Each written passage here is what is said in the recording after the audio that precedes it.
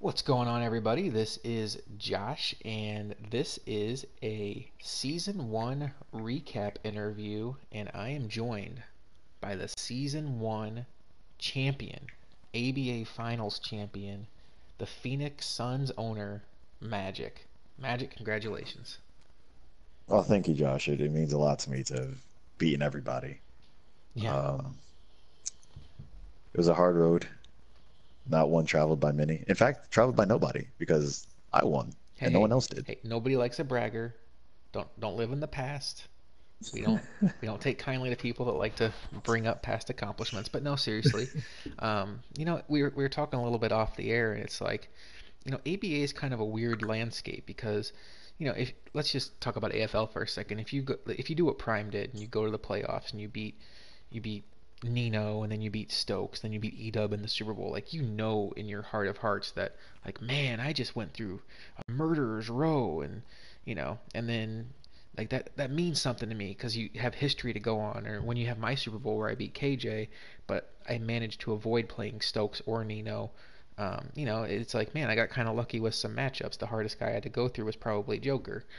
The problem with ABA right now is we don't really know who's good.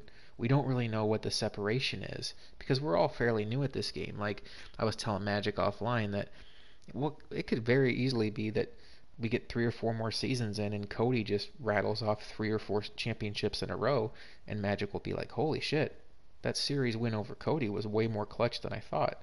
Or it could be converse to that, where Magic rips off 2 or 3 more finals wins in a row, and he's like, holy shit, I need some competition up in this league.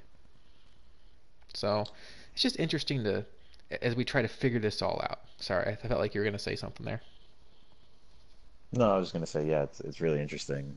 This being our first full season. We've tried before in the past and not gotten this far, but we've had little best of three series kind of things, and you just don't really get a feel for it. And that was, I don't know, maybe 2K16, so 3 years ago.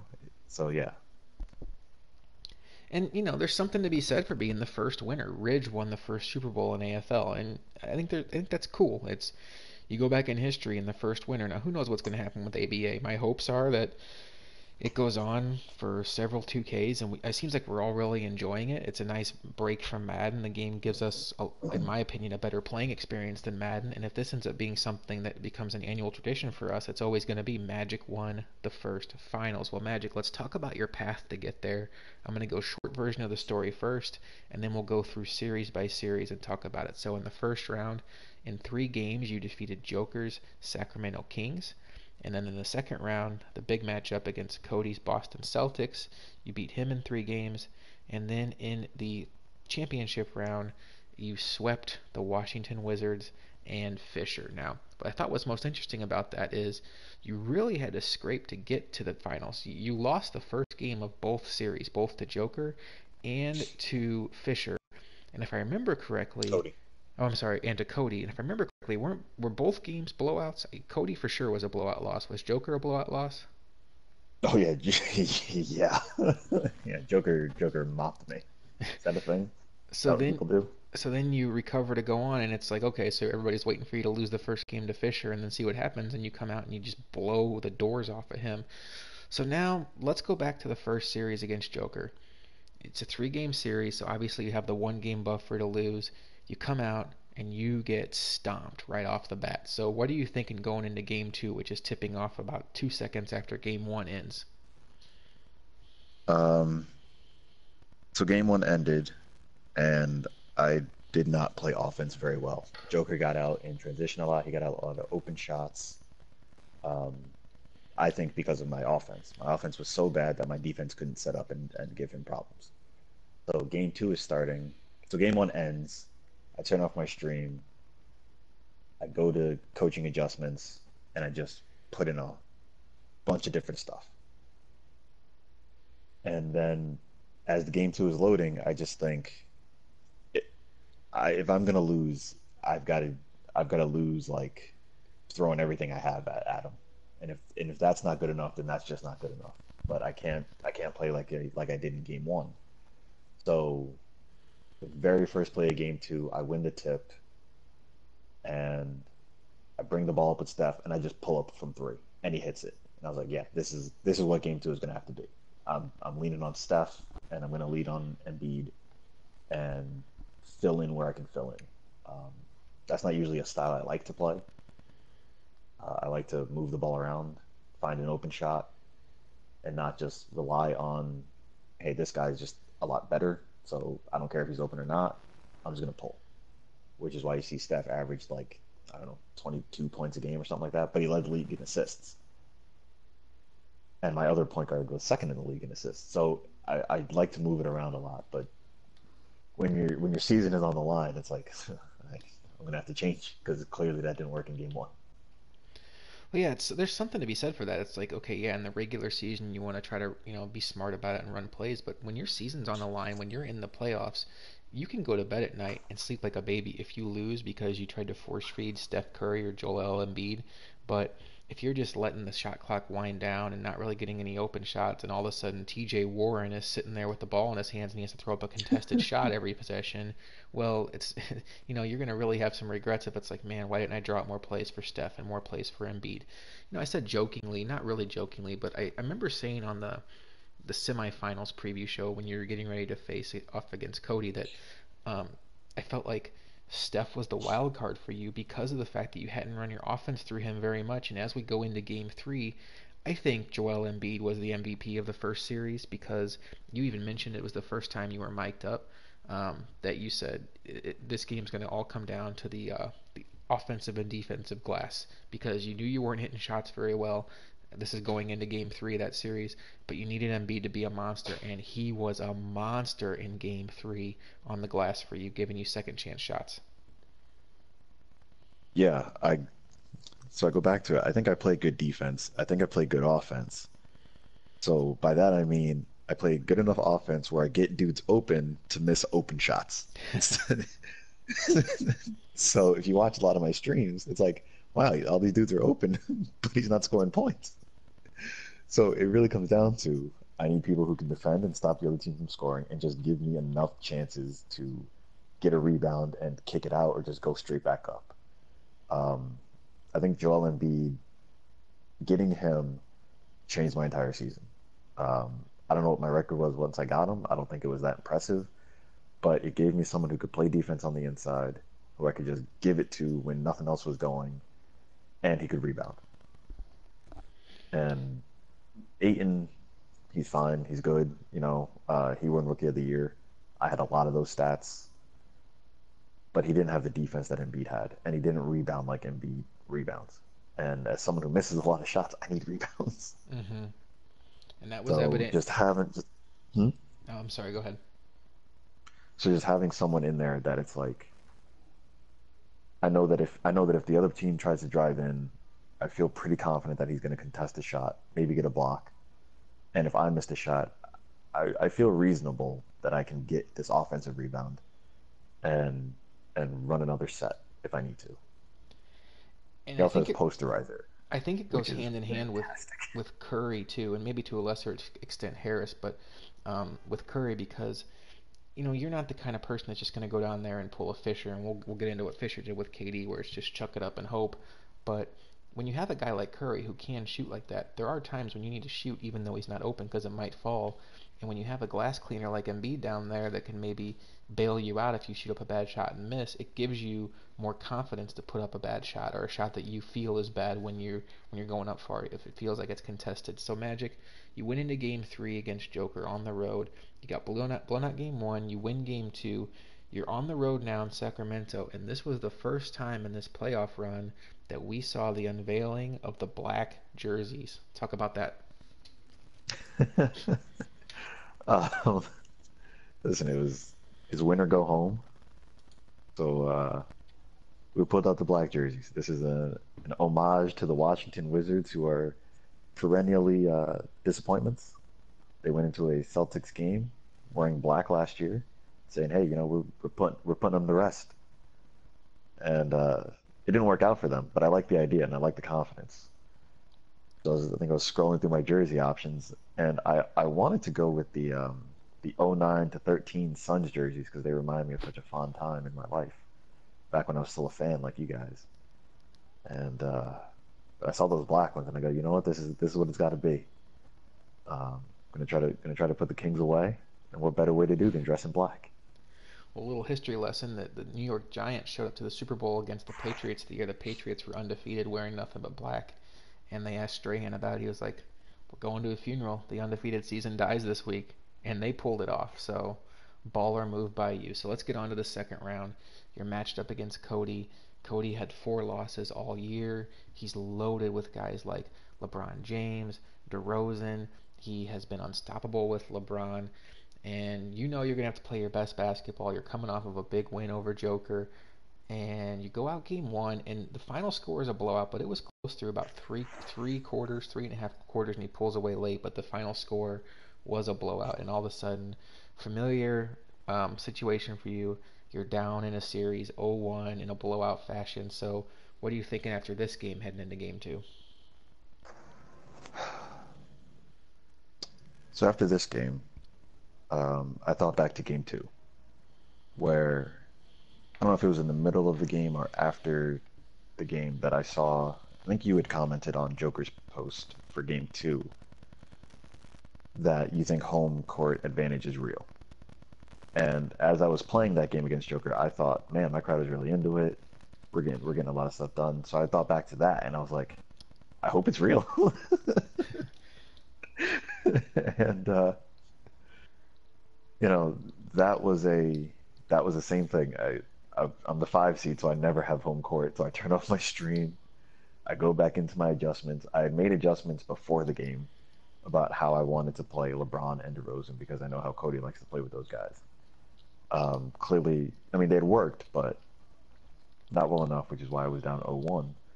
So I made adjustments to my adjustments between the game, and it was the same kind of thing.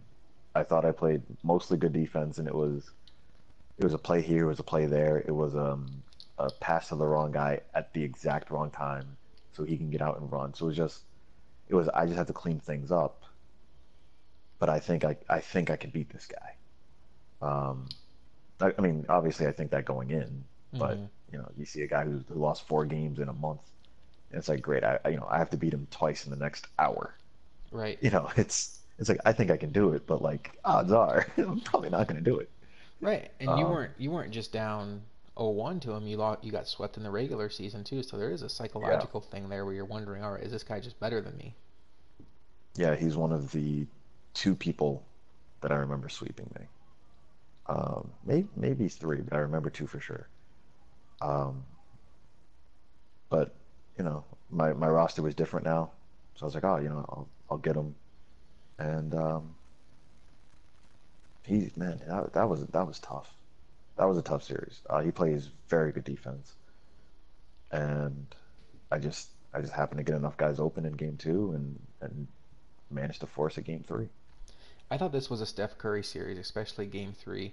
Now I was in and out of this game because it was one of those nights where I was trying to get my kid to sleep and she was just not having it. But every time I came back, it seemed like you game three you also broke out the black jerseys for another funeral on the road in Boston, but it felt like to me you had control of this game throughout, and you had 8 point lead, 10 point lead, and then he would go on a run, cut it down to six, and then Curry would hit a big shot. 8 point lead, 10 point lead, he'd go on a run, cut it down to five, and then Curry hit a three. It just felt like Curry was never going to let him get back into this game. And then at the end of the game, I'm remembering this now. He got on a run and actually either tied it up or got it within 2 points, and that's when I thought you took a really bad shot with somebody who wasn't Steph Curry, and I know it wasn't Steph Curry because Curry grabbed the offensive rebound and then got fouled so hard it was a technical, so Curry got 2 shots and the ball back, and then I think he got the ball back, and then maybe it was Harris who drove, or no, it was Millsap. Millsap drove, he got fouled, he made both his free throws, and it went from being a bad shot to, oh God, Cody's gonna get the ball with a chance to take the lead, to your point guard gets the rebound, and now you've made 4 free throws in a row, and at that point the game was over. Yeah, that was to start the fourth quarter. I remember that exact sequence. Well, I don't remember who took the shot. I know it was a bad shot, and I clicked on the step, and I was like, I'm just gonna run in and see if I can get the rebound. And he did, and I was like, well, I'm just gonna go right back up. I'm right here, and I'm Steph Curry. Of course, I'm going back up. And whoever he had, just a flagrant one, two shots in the ball, and then questionable offense to follow the two free throws. And then I'm also on the road, so the screen is shaking. And then yeah, then we got two more free throws. So it was like, yeah, like you said, it was like, what terrible offense to be up for. It it was it was the swing I needed. Also in that game, I think LeBron James ended up playing some shooting guard, and if you listen to my stream, I was not very fond of that. So then it became a personal, I need to put a stop to this affront of to basketball. Um, that's such bullshit. I'm sorry. Oh, go into detail. Why don't you like it? He's not a guard. So the only reason that you're doing it is to have him match up against one of my guards. Yeah. So, you're just trying to use size in a way that's like, I'm not running my offense this way. I'm not running a pick and roll to get a mismatch. I'm gonna I'm gonna game the system and hope he doesn't notice. So I think he got two possessions out of it, and then I made an adjustment. So I'm very happy that that did not work out for him. Fisher, I think, also tried it with Paul George. Paul George is that point guard. Anyway, we'll get to Fisher. Um, I feel like when I played Cody once, and I mean, who knows if it was just the way he had his matchup set up or not, but I kicked it down to Jokic, and it wasn't on a pick and roll where there was a switch, and I noticed like two possessions in a row he had Lonzo Ball guarding Jokic underneath. And I was like, does he have Lonzo Ball at center? yeah, yeah. The way that I check is because, like you said, it could just be matchups, but then I'll click on to who my guy would be guarding. And if I see that Steph is now matched up on LeBron, and I know that Steph is my point guard, I know LeBron is at point guard, for example. Mm-hmm. So now it's okay. If this is where you're putting LeBron, my wing is now in a mismatch. Or if you put him at guard, LeBron can't come help down in the paint. I can go attack the paint with Embiid or a power forward if I wanted. Now, So can you fix that just by going into your roster and setting defensive matchups that way? Where like if you had a guy like a Kawhi Leonard, you just go, all right, no matter what, you're guarding LeBron. yeah, so I'll put Trevor Ariza. I'll go into a matchup and I'll put LeBron James, and there's a little box that says guarded by, and I'll put Trevor Ariza because he's my best perimeter defender with some size. And then as long as Trevor's in the game, no matter where LeBron is matched up, Trevor will go over there. Mm. Uh, so, yeah, yeah, there are ways to avoid that. Um, Well, but yeah, you pull off the big upset over Cody. I don't not big upset, but it's 5-1. So you pull off the upset over Cody, get the win on the road, and it sets up a finals matchup with Fisher, who also won on the road in Game 3 of his semifinals matchup against K Will's Rockets. Now, was K Will the other team that swept you? oh yeah, I wanted no parts of Kalo. Mm-hmm. Um, at some point, while we were talking off air before this, I don't know when it would have come up, but I wanted to be like, yeah, I wanted no parts of Kalo. I was like, I'll just save it for the air. There you go. Um, so the interesting thing about this league so far is, well, I guess any sports league, you match up better with certain people than you do other people. Mm-hmm. Um, I did well. I split with Minnesota and T-Mag, but he like wrecked Cable apparently. I didn't see the score, but I think he swept him, and he was hoping to match up with Cable. That's why he stopped. That's why he didn't play his games at the end because he was like, "Oh, I'm the six, he's the three. This is exactly what I want." Mm-hmm. So I wanted no part, but then again, I want no parts of Cable, and I want, you know, the first podcast we did. I think the first words I speak are Fisher, Right. as a response to who did I want to match up? It's like Fisher. I don't Well, care about Katie. I don't care about Boy George. I want Fisher. and you had just I can beat Fisher. had a fresh look at Fisher too because you one of your late season matchups was against Fisher and he beat you on a walk off KD 3-pointer that you I mean I didn't get to see the game but you said it was basically a prayer shot that went in. Well, yeah. I mean, it wasn't a three. It was like a say 22 footer. catch it back to the basket, turn around, pull up, and shoot with 1 second left. So Mm, like that's what it took to beat me with your KD and Paul George team. I was like, and I missed a lot of shots, and I was like, okay, that's fine. I beat you once, and that's what it took to beat me. I can beat this guy. right. Well, Fisher, Um, you talk about Paul George. So he made the trade, Bradley Beal for Paul George. what a With, steal! yeah, thanks Stokes. To add him to the mix of KD, who he got in the original free agent draft, and then obviously John Wall, who's there on the Wizards. I Don't think, forget man, Draymond Green. oh my God, yeah, That Draymond that Green too. that wasn't fun. That was not fun. And then so you have that defender down there too. To me, that was the most stacked team in the league. You agree? Oh, definitely, yeah, definitely, man. Definitely. I mean, and I was gonna say it's not even close, but I mean, my team's pretty good. But, Mm-hmm. but if you're gonna just line them up, it's like, oh, KD and Steph are similar, but one is like 7 inches taller. I'll take that dude. Yeah. Oh, Is- also, I have a lockdown defender who isn't in his 30s and can shoot and can handle the ball. I'll take that dude. Also, my point guard can lock down D. I'll take that dude too. So And then just for fun, we have former defensive player of the year coming off the bench yeah, because why not? why not? So game one That happens, and you're in control, and it turns into a rout, and the Suns just blow 'em off the court. And that game was in Washington too. You won by 18 points, I think. So yeah, now because you're I never have home court. So yeah, I yeah. was in Washington. So you're going home for game two. I guess at this point, are you feeling really good? Or are you feeling like don't screw this up? Did you see the stream? I didn't. I had it on, but I Uh, couldn't hear the sound oh, did you get a picture of of just post game one or game two. game two? No. Ah, I was wearing black. Okay, so you knew it was gonna happen. Oh, I knew those black jerseys are undefeated, never lost. Mm-hmm. Um, I wanted Fisher from round one, and then when he knocked out Cable, I was very appreciative because I don't know that I would have beaten Cable. Can we speak about Cable's roster, by the way? We can go look at it real His quick. starting his starting five, from what I remember, is Chris Paul, James Harden.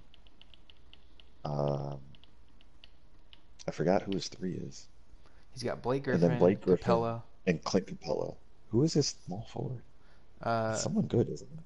Gallinari, Oh, Danilo Gallinari. or That dude's Eric he's a Gordon. floor space. Or Eric Gordon. Um, like that's a very good starting five. Those are Mm-hmm. all all-star level-ish players. Yeah, Um, so like knocking him out, I could not be more appreciative to Fisher. And when I saw that, I was like, all right, if I can beat Cody, I'm gonna win this thing. well, the thing about maybe K Will matches up with you because when you look at what your team does well with Embiid in the middle, he's got Griffin and Capella in the middle, and they both have good inside offense and inside defense and really good rebound, especially Capella. And then Steph Curry's a glitch, but James Harden's also a glitch, and he still has Chris Paul, so maybe it's just a matchup thing player wise. It could be. We played late in the season once I had my final roster with Embiid and Fox and whatever. And that was I lost that game by three, and Steph missed an open buzzer beater to send to overtime. Mm, So I felt better, but I mean, I think this is also the first game I played against Cable. Pretty sure he blew me out. And then back when we tried 2K before, I don't think I matched up well with him then either. I may have won, but I don't remember like it being easy or that fun really. right. So I don't want to play Cable if I don't have to, but I'm gonna have to now because we have a new season. Um, but against Fisher, um, it's give it to KD and hope that his all of his badges activate and the shot just goes in because KD. Yeah, and to me, that was super apparent watching game one. And I even sent a message to, I don't know if it was our group with Stokes or a group with Joker, and I was just like, God, I hope Fisher doesn't win because it was like you were down there running offense, and Fisher was just giving it to KD and throwing up contested shots, and it just wasn't working game one. And game two, it started off working, and it was just like, fuck, come on. It's Yeah, like it's a we're a bunch of Madden guys, so let's just give the Madden equivalent of okay, one guy has the ball, goes on a 10-play drive, executes perfectly, reads the defense, is picking it apart, runs, pass, great, perfect, touchdown. The other guy gets the ball, gets sacked twice in a row because he has no idea what he's doing, throws up a Hail Mary to Rob Gronkowski who pulls it down with four defenders around and scores a touchdown. It's like, okay, you both got 7 points, but who's the better player? yeah. There was one shot like very early in game two. He threw it to KD, who ran back to catch it, spun around on one foot from like 33 feet, and it went in. And I was like, "Are you kidding me? Is that what this is gonna be?" I was like, "What?" It's like, what, if that's what this is gonna be, I just lose because Yeah. I just I don't know. And I played him twice, and both times I left the game thinking, like, I know I'm not the best at this game. I'm probably lucky to be in the middle, but when you play somebody and you're just like, okay, that guy's better than me. I played Fisher, and I was like, I don't know if he's better than me, but I know he's got a player out there that's a glitch. Um, I just noticed KB's morale is jubilant in this game. That doesn't seem Like to line up. accurate. Yeah, I was gonna say that seems to be a little off. Draymond Green is perky. Now I'm just going to be distracted by these. All right, Magic. So you close it out. You win the finals, and then what? Blowed him out. 2 minutes after the finals end, he leaves the league. Oof, that I guess the sun set on Washington Nice. No, I'm not going to because I'm put the that on him Suns. because I totally understand. Like he said, he has a new job, and you kind of saw that in the first round of the playoffs. He was having a hard time scheduling games at regular times, and I get that. Yeah, Everything we do here is way less important than making sure you're performing well at work. So he's a good owner. If he wants to get back in the league, he'd be rated highly on the wait list. But you got the oh yeah, win. for sure. You got the win. I'm just talking shit, but yeah. You knocked off what I said were what I think were two of the three best players in the tournament. Joker, Cody. I think not including yourself. Uh, Joker, Cody, and K. Yeah, Will yeah, to me were two, the two to three. yeah. So like to me, if I were gonna look at it from your point of view, the three people I'd want to avoid would be Joker, Cody, and K. Will. As far as like who I think is really good at the game and matches up well with you. And then you got two of them, and then you played Fisher, who I thought was good, but also had by far the most roided team. So it was a tough path. So you get your championship. You are the first one on the board. We have a new website that now season one is all about Magic. Has all the games, has all the closeout games from the first two rounds, and then every game from the finals. Also has the video I put up with the award show. Everything you need to know about season one is on that website. And we're gonna keep adding to it as we go along here in ABA. So Magic, any final thoughts as we wrap up season one and your championship run? um, I wonder who's coming in second place next year. I tell you, it's not gonna be this guy as I'm pointing to myself.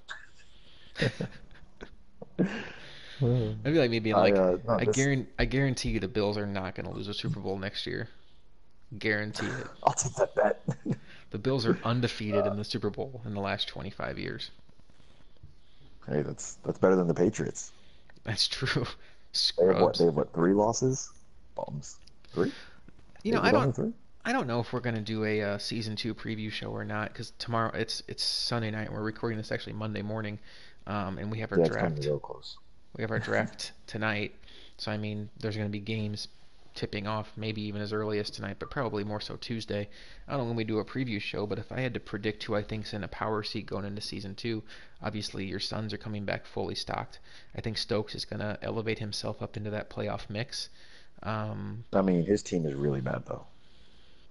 let's take a look at what Stokes has going on. While you're searching, I do have a thought that I guess could just wait till the end. No, go for it. Um, this has been a very enjoyable season. Hmm. Looking forward to season two. Even if I didn't win, I would say it was an enjoyable season. Um, No, it's run pretty well. Everyone seems to understand that. Like there aren't that many complaints. I mean, I don't know what there is to complain about, but there aren't really complaints, No. which has made it more enjoyable. Everyone seems to understand, hey, this is the first time we're doing it, so as something comes up, we'll address it then, Hmm. and if it requires the input, we'll put out a poll, and I don't know, it's been pretty nice. It's been nice, It's been really nice. Now, we did have the glitch early on with the fantasy draft that forced us to do stock teams. I'm and that worked out. crossing my toes that it's a fantasy draft glitch and it's not a draft glitch. Because like if tomorrow, if Prime's on the clock and he drafts Zion Williamson and all of a sudden he gets that bowl or whatever the guy's name is, it's gonna be some rage-inducing fun. But yeah, I'm super excited. Like I feel like, you know, there's some things that you've noticed. Like sometimes the servers aren't great, but really that's been few and far between. Sunday was a really shitty day for the servers, but outside of that, servers have been fine. Um, the open schedule to me is almost like I don't know. I mean, the first time I It's played great. the first time I played an open schedule franchise was in MLB The Show, and I think it really soured me on Madden. Because it's like, wait a I minute, can see that. I don't like, everybody has their own situation. I always bring up the fact that I'm a dad, and it's like I'm not trying to take away from someone like yourself who doesn't have a kid and doesn't have a wife. It's like, you work, you coach, you play volleyball, you have a social life. It's like it's not always convenient to be like, hey, I'll play it tomorrow night at 10 o'clock, and that means no matter what comes up, I can't make plans. So like it's just more like, hey, I'm home. I could knock out a couple of NBA games, or I'm home. I wanted to play a couple NBA games, but you know what? I kind of want to just sit here and watch Netflix, so I'll play NBA tomorrow. And you have all the flexibility in the world. And to me, that's where a lot of the fighting comes out of it. Is you don't have guys waiting on each other. You ready to play? You post it in the group. Somebody wants to play you, great. Yeah, So, I definitely agree. and there's just something to be said for the fact that we had the same group of guys playing each other in the same game for years, real years, and we needed a change. And I think this has been a welcome change. I'm looking forward to it. I hope it's something that sticks. I feel pretty confident that it will. All right, Magic. Any final thoughts before we stop celebrating your win and we start focusing on your repeat? Oh, repeat. Yeah, I thought once you win one, you're kind of good. That's it. you're good. You don't have to win anymore. Isn't that how it works? I don't think so. Can't rest on your laurels. Uh, well, what am I supposed to rest on? Rest on. Okay, wait a minute. I just pulled up Stokes' team. What the fuck, dude? I told you it was bad. Like, okay, let's just go You to a thought it was just regular another team. regular Stokes kind of joke. It's like, no, no, no, this one is actually bad. Like, okay, the Celtics, right? LeBron James 98 overall, DeRozan 90 overall, and then he's got a couple of 82s, 81s, and 80s. Who's another team? He's got a lot of good defenders over there in Boston, man. He's got good defenders, then he's got LeBron. It's like, all right, time to get some offense here. We're gonna bypass the Bulls for the sake of this experiment. Um, for the sake of this Roman gonna exercise. Stokes gonna Roman. We'll go to my team. There's my Denver team. Basically, every team has like at least 5 or 6 guys that are over 80. One, two, three, four, five. Oh, Yep. the Suns don't. And then there's Stokes. What's Stokes got? Stokes' best player is 87 overall. Not bad. Bradley Beal, whatever. And then I mean, that's not good. he goes right down to D'Angelo Russell at 82 overall. And then his third best player is 33-year-old Dwight Howard. Wait a minute. Wait, where's Donovan Mitchell? um, where is Donovan Mitchell? Where's Rudy Gobert? Who? Where's Paul George? I think Prime got Donovan Mitchell. Yeah, where are all the players and where's the talent that came back? Let's take a look at what Donovan Like Mitchell is rated. this was a good team, and then they added Paul George, and we look at it now, and it's like, oh, cool, you're Bradley Beal, you're the Wizards. Donovan Mitchell, 86 overall, 22 years old. Okay, Gobert, 89 overall. Who else are we Because missing? Oh, Paul George. We know where Paul George is. Paul George, 92, 89 overall. So 89. Okay. Stokes inherited a team that had 89, 89, 87, and now he's got 87, 82, and Dwight Howard. I like how he doesn't have a numbers in Dwight No, Howard. and Dwight Howard. But if you ask Stokes, you know what he's going to tell you? I want those shooters. He's about to make it do what it do. I'm gonna make it do what it do, Playboy. Get those shooters. All about the badges. All about the All badges. about the Let's badges. check out Dwight Howard's badges. See what the fuck he's talking about.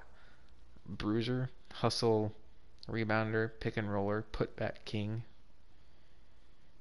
lob city finisher. Are these badges or movies that Stokes likes to watch?